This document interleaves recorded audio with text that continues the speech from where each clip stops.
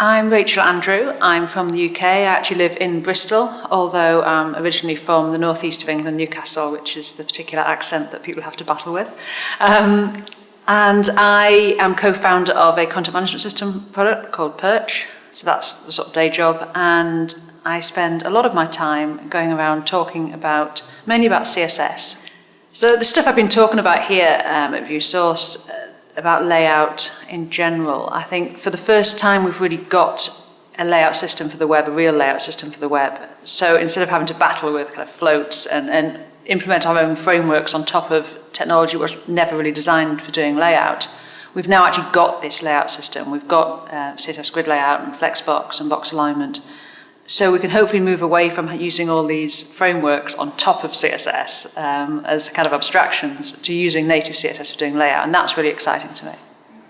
There's this kind of outsourcing of understanding of the platform when you use frameworks, and I'm seeing that quite a lot with people who have learned Bootstrap, and they know everything about Bootstrap, they know it really, really well, but they don't actually understand the CSS it's generating, and they have trouble, if anything doesn't quite work, they don't know how to go back and fix that, they don't see where it's coming from. And I think it can damage creativity in a way, because you end up working within the limitations of that framework rather than working with the limitations of actually the platform or trying to fight against them. And that's really important, because the things that have improved in the web platform over the years have happened generally because people have got frustrated. I think the big barrier is this kind of, this will only work in new browsers. And so actually getting people to move from sort of old-fashioned methods that they know are going to work right back, getting them to move to something new, that's quite a hurdle, and especially when it comes to layout, because it's one thing not having rounded corners or having rounded corners, it's quite another having no layout or layout. That's quite a big jump to ask someone to make. And so I think that's probably the biggest hurdle at the moment for adoption.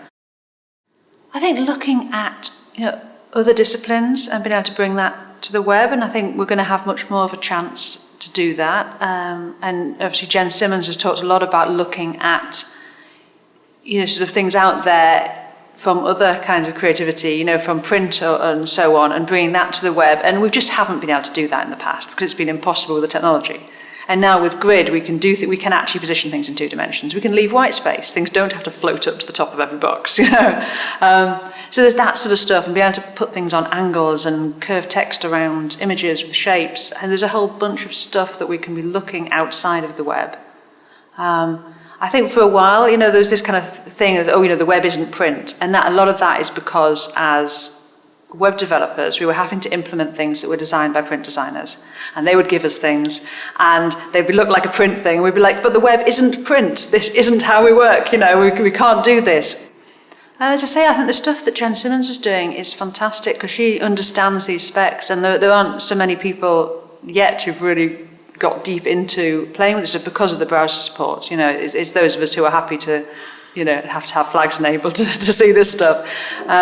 But the example she showed on stage today that got a round of applause from the audience, because it's so exciting for people to see that this stuff is possible. So I think she's certainly one to watch, because I know she's recreating a lot of those sort of things like the Mondrian and things, doing that with web technologies. And I think that hopefully will start to spark people's imagination.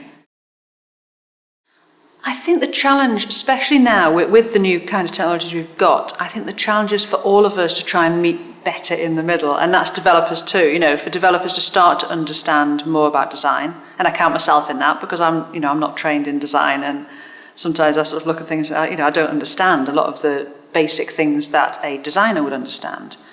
So I'm trying to improve my knowledge of that, and I'd ask that designers then try and improve their knowledge of how these things are going to be built, and especially because we've got all this new stuff. It's new to everyone. It's new to developers too. So let's all work out where the edges are of it together, and come up with ideas.